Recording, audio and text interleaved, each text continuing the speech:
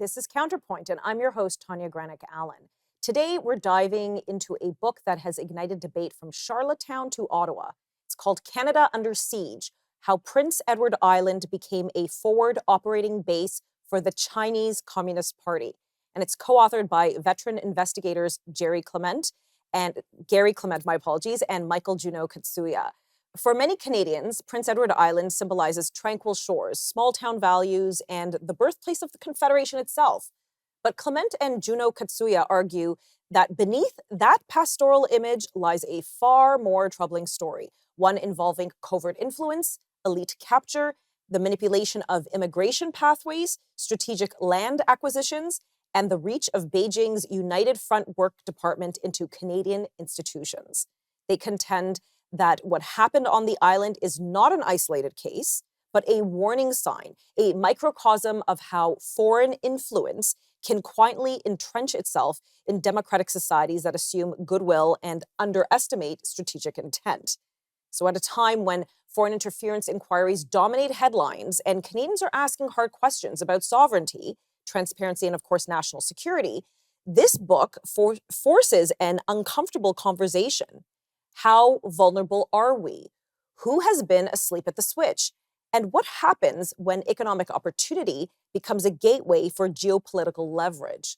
Well, over the next several minutes, we're going to unpack these claims, the evidence, the implications, and what this means for public trust and the future of our country.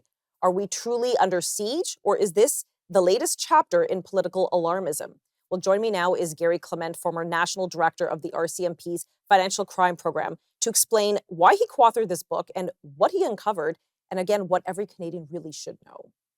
Welcome, Garry. Thank you so much for being here. Thank you very much for having me, Tanya. So in this book, you and your co-authors describe the People's Republic of China and their engagement with Canada over the last, say, several decades as not just being misguided diplomacy, but use a phrase called hybrid warfare. Could you please define hybrid warfare in this context and why we need to be aware of it and why it's causing concern? I think what Canadians and unfortunately our politicians are failing to recognize, and I think it's really timely to have this interview because Cheryl Wu just came out with the Jamestown report yesterday. It was released by our author as well, and it deals with basically the United Front Works Department. Canada has more United Fronts Work Department per capita individuals than anywhere else on the planet. And that should be alarming because United Fronts Work Department is the marketing department for the PRC government. It keeps track of the diaspora community.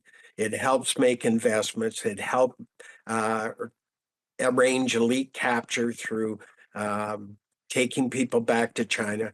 And this has been going on, in my view, for far too long.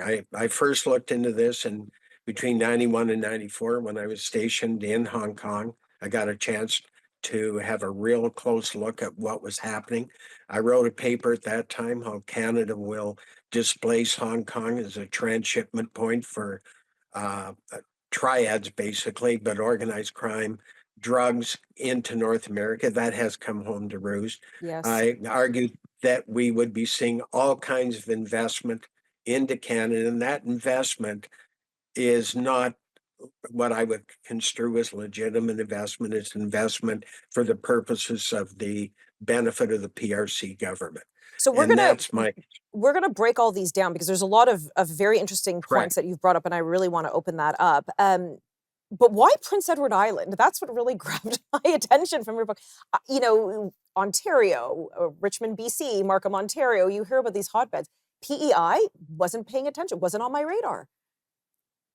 Well, let's look at Prince Edward Island for what it is. It's got lower scrutiny because of the size of it.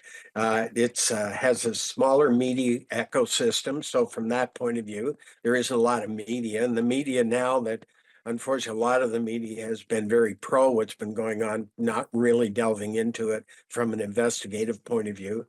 It's a relationship-based government because they need the economic development down on the East Coast. As you know, the economic viability of the East Coast depends on investment. It's easier access to all the decision makers. And it's really outside of the federal influence because of where it is. Okay, I'm going to So if pause you, you there. We're going to pick this discussion yeah, up in just a moment.